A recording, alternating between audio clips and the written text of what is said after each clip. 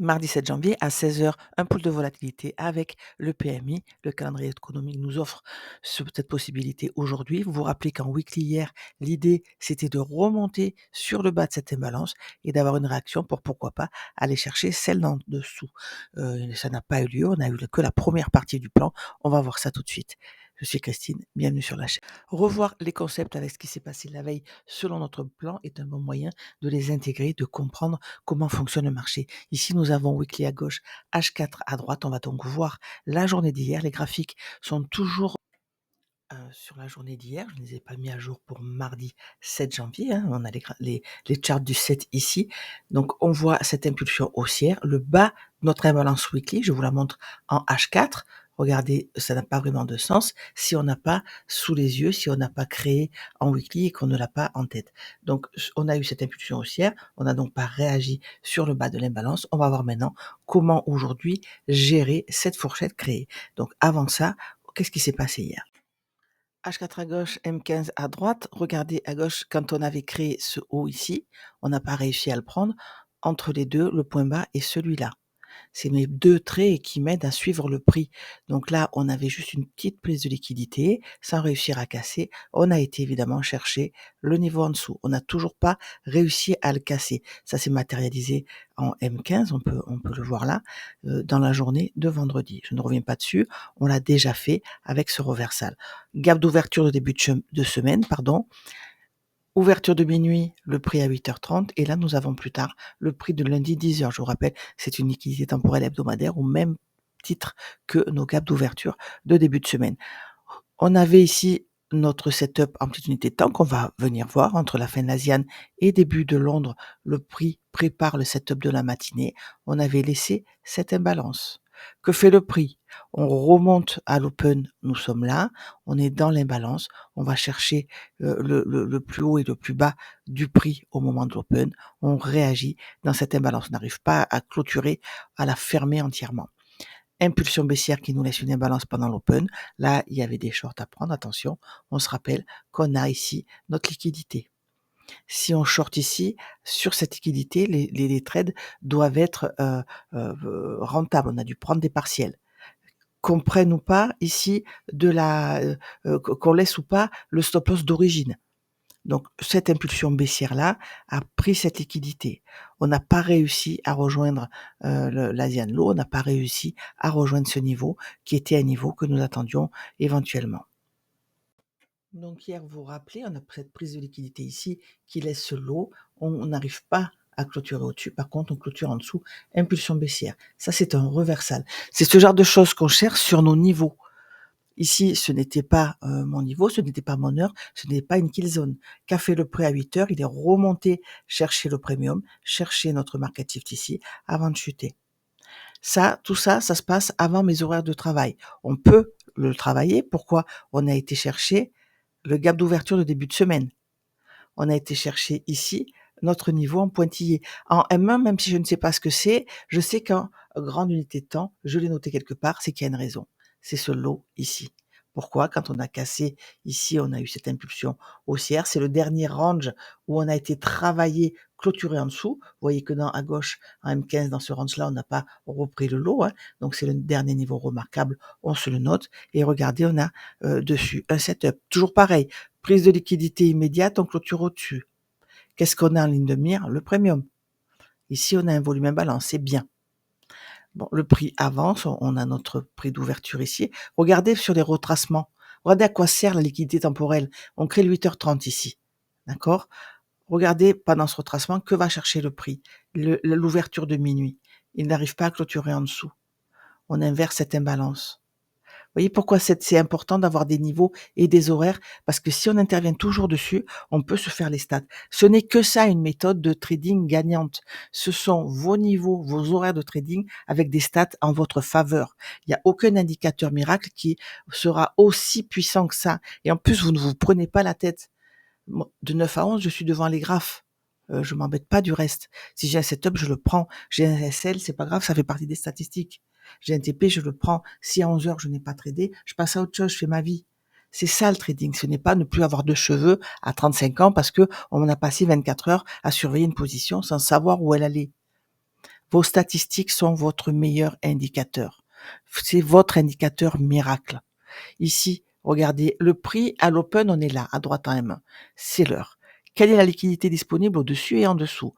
Immédiate, ce sont celle-ci et celle-là. Regardez, le prix va chercher les deux. Et c'est à partir de là que je me pose une question. Est-ce que je vais avoir mon reversal? Nous sommes ici. Ou est-ce que je vais continuer? Est-ce que je vais l'acheter pour aller chercher ce niveau? Je vous rappelle que c'était le plan, d'aller chercher ce niveau et de voir si on avait un reversal dessus.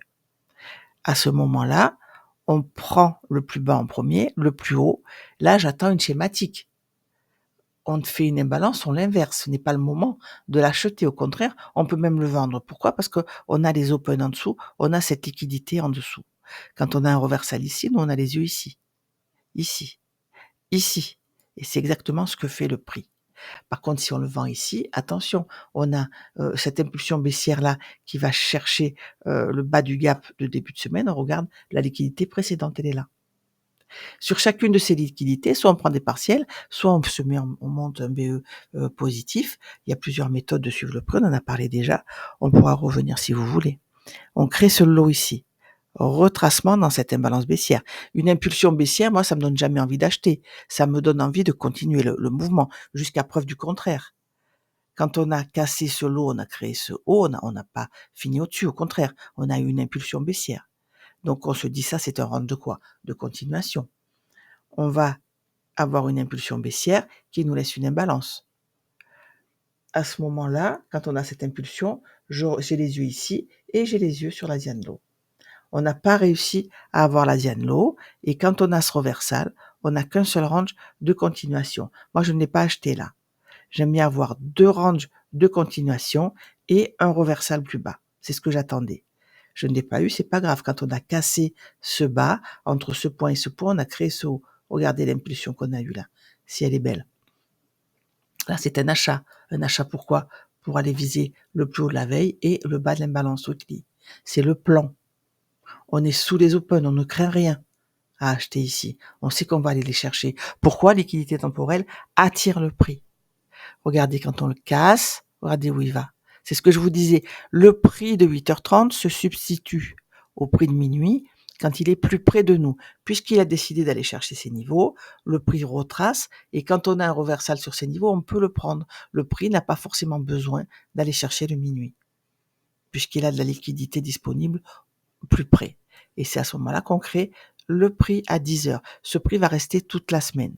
Lundi 10h, toute la semaine. OK? Et on finit en latéralisation ici. On a créé ce range. Regardez, entre midi, ensuite, et l'open de New York, et la kill zone de New York, que fait le prix? On a une lunchbox en extension. Donc là, évidemment, quand on est rentré à ce moment-là, on a pris des partiels ici. On a pu se mettre à BE ou garder le stop d'origine. Si on garde le stop d'origine, il tient. Si on laisse le stop d'origine, et c'est ce que je conseille toujours de faire en bas du gap, il tient. Donc impulsion baissière, on peut même le reprendre, mais ça c'est le setup de la lunchbox, c'est autre chose. On a cette impulsion haussière. Regardez exactement ce que fait le prix ici à l'ouverture de New York. Liquidité immédiate en dessus et en dessous. On n'arrive pas à prendre le haut, par contre on prend évidemment le bas. Le prix vient se reconnecter à notre London avant de partir. C'est beau, hein, ça. On vient se rechercher le plus haut de la veille qu'on a cassé, le plus haut weekly qu'on a cassé à la hausse. Support résistance, c'est ça. Quand on casse un niveau, on revient et sur ce niveau, on a un setup. Il se comporte comme support et résistance. Donc le prix, évidemment, avec ce niveau-là, n'a pas été chercher l'open de 8h30, mais il s'est connecté à notre London. Vous comprenez maintenant pourquoi c'est important de trader ces horaires et de se faire ces statistiques dans ces horaires. Et après, vous vous prenez plus la tête. 2h le matin, 2h l'après-midi, c'est là que vos setups, vos scénarios ont le plus de chances de se réaliser. Mais pour penser comme ça, il faut se détacher de la notion d'argent. Tant que vous aurez des deadlines et des objectifs financiers journaliers, vous allez focaliser là-dessus et vous détacher de la vraie, de l'essence de votre trading et vous allez être dans des spirales pas bonnes. Hier, matin, un ami a pris un beau short, hein, sur la London et il a fait sa journée et je le vois l'après-midi qui galère, il était sur un autre trade. Je lui dis: «Mais pourquoi tu as pris ce trade? Tu avais très bien travaillé, tu passes à autre chose». Et il me dit: «Oui, mais je n'ai gagné que ça». Non, ton trade, tu as pris ton trade, il est gagnant. Pourquoi tu vas en prendre d'autres? Pourquoi tu vas passer 18 heures devant un graphe? Et c'est quelqu'un qui n'arrive pas à se détacher de la notion d'argent parce qu'il a décidé, et comme beaucoup, d'avoir besoin de cet argent pour vivre. Et ça, il faut s'en détacher parce que ça vous flingue vraiment votre trading. Vous n'arrivez pas à être dans le bon mood. Vraiment. En respectant, vous savez qu'en respectant vos stats, une fois que vous avez assez travaillé à créer vos statistiques, vous savez que vous êtes rentable. Détachez-vous de ça, zen, abordez les graphiques juste avec des niveaux en tête, pas des objectifs de financiers, journaliers ou de dire voilà dans 3 mois je dois être millionnaire. Ça ne marche pas ça. Ça vous flingue votre trading, vraiment. Bon, je ferme la parenthèse. Pour aujourd'hui, on a eu hier cette impulsion haussière. Vous savez que quand on a une impulsion haussière, qu'est-ce que j'attends? De voir si on a laissé une imbalance. On l'a fait. Et je veux, une fois que j'ai une imbalance, une, une latéralisation, pardon, et aller chercher le bas de l'imbalance. Donc, la fourchette. On a créé ce haut ici. J'ai remis la croix, là, les lignes pour qu'on voit bien les niveaux. Ce qu'on peut voir, c'est que le corps des bougies, à gauche en bas, n'a pas fermé ici. On n'a pas fermé vraiment l'imbalance. On a été chercher le market shift avec cette mèche. Donc on a été se reconnecter à ce niveau. On a été chercher aussi avec la mèche le volume imbalance ici. Et on a eu cette latéralisation. Ce que j'aime bien, c'est quand cette mèche-là, comme ça laisse une mèche, et que la bougie suivante va laisser une imbalance sans prendre le haut. Parce que ça me donne une grande latitude. Ça veut dire qu'on va aller chercher le bas et le haut. Ici, le haut a déjà été pris, tout en créant cette fourchette. Donc attention, on va se méfier, hein, des achats. Néanmoins, je voudrais qu'on prenne le bas de la fourchette.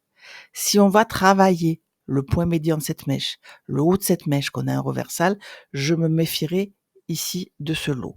Bien sûr, je prendrai l'achat si c'est ce qui se passe, hein. On va chercher le point médian de la mèche, on retrace, on a un achat ici, je le prendrai si j'ai assez d'amplitude, mais ça sera moins sécure, hein, pour aller chercher le haut de la fourchette qu'on a créé ici, sous la forme en plus du plus haut d'hier. Donc c'est un gros niveau de liquidité temporelle. Donc ça va être l'idée aujourd'hui. Je vais voir où nous sommes et s'il y a moyen d'aller l'acheter ensuite sur les 20 090. D'ici là, je pourrais sans doute le shorter si j'en ai l'occasion. Mais dans les médias, étant donné qu'on a créé déjà ce haut, cette latéralisation, je ne sais pas combien de temps dure la latéralisation, je vais me méfier avant de passer short pour aller chercher les 20 092 dans un premier temps. Donc voilà, j'ai repéré le haut de la fourchette et le bas de la fourchette avec mes pointillés. Comme je l'ai montré hier en analysant un modèle de teneur de marché, c'est plus facile de repérer les fourchettes que les ranges. On sait que la fourchette, c'est la création d'un range et qu'on veut prendre le haut et le bas. Donc quand on a une fourchette, on la note, c'est plus facile parce qu'on ne sait pas combien de temps va durer le range, on ne sait pas à quel moment vraiment on a le reversal. Si on a un reversal ici, on se dit tiens, on a déjà pris le haut ou on ne l'a pas pris, par exemple. Donc là, j'ai noté, ces pointillés vont se répercuter en M15 et c'est là qu'on va agrandir le graphique. Donc, excusez-moi pour l'arc-en-ciel, mais en dessous, on a notre imbalance weekly. On se rappelle qu'on l'a pas fermé en weekly, qu'on l'a pas fermé en H4. Et ici, nous avons nos kill zones. Donc, encore une fois, hein, entre la fin de l'Asian et le début de Londres, le prix pris par le cours de la matinée, je vais ajuster ici le prix buteur 30, je l'avais mis un petit peu arbitrairement avant qu'il soit imprimé. Donc voilà, on a ouvert à 9h à 8h30 ici et on a ouvert à minuit, heure de New York ici. 8h30 évidemment, heure de Paris parce que nous sommes sur le DAX. Au-dessus de nous, on a l'Asian High.